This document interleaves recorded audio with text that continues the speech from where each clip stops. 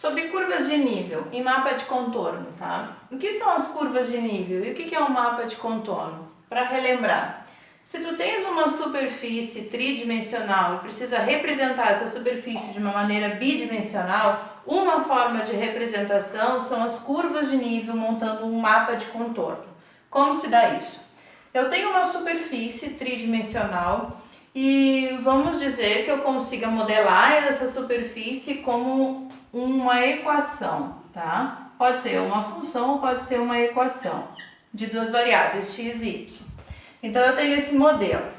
Agora eu vou pegar vários planos paralelos ao plano z igual a zero. Então eu vou pegar planos do tipo z igual a k, são planos paralelos ao x ou a y, e vou intersectar a minha superfície tridimensional por esses planos.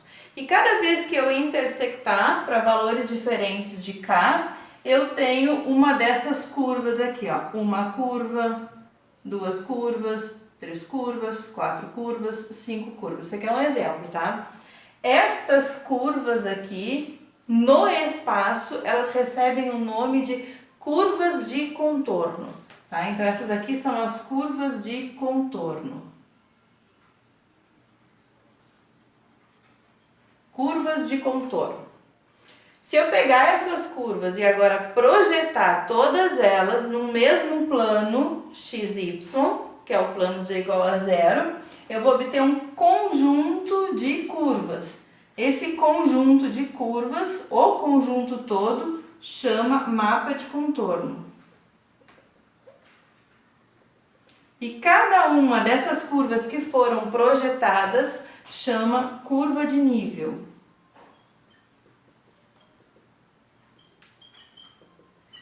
Então, se eu tenho um mapa de contorno com um conjunto de curvas de nível e algumas informações sobre esses valores de K aqui, eu posso ter uma ideia de como que essas curvas se comportam no espaço.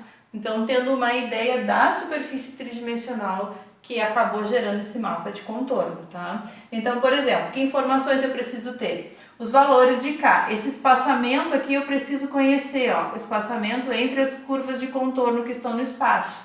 E para a gente ter uma boa ideia do comportamento da superfície com o mapa de contorno, esse espaçamento deve ser fixo. Por exemplo, se eu tenho uma superfície que está em cima do plano XY, né, a primeira curva vai ser para quando K é zero. Então, quando K é zero, eu vou gerar a minha primeira curva de nível. Aí depois vamos atribuindo valores para o meu K. Então, por exemplo, K é 1, aí eu encontrei a segunda curva de nível projetada. Quando K é 2, então eu peguei o 0, o 1, o 2, depois o 3, depois o 4, vou pegando o mesmo espaçamento para os valores de K, para ter uma ideia do comportamento.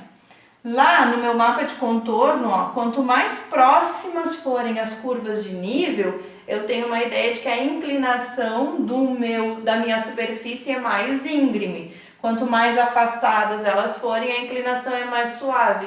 Assim eu posso ter um exemplo de picos, né? Picos muito altos e com uma declividade muito íngreme. As curvas de nível vão ser todas próximas uma das outras.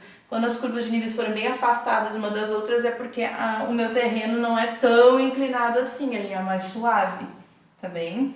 Então isso, por exemplo, até para a gente avaliar, no caso de aplicação, né? Se o terreno é próprio para plantio ou não, se é próprio para moradia ou não, se ele é muito íngreme ou menos íngreme. E inclusive é utilizada essa teoria até para a plantação em terrenos íngremes, né? Que tu mapeia todo o teu terreno com curvas de contorno e planta em cima das curvas de contorno, para que quando chover, a água da chuva, né, não deslize levando a tua plantação toda adiante. Então ela vai caindo assim, né, nas curvas de contorno, evitando a erosão.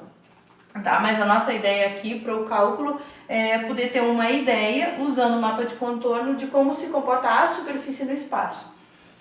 Isso é uma representação, tem outras várias que a gente pode fazer para se enxergar uma superfície, né? É o caso de planificações, projeções, tá? Aqui a gente está projetando só as curvas de contorno, gerando as curvas de nível e o mapa de contorno, ok?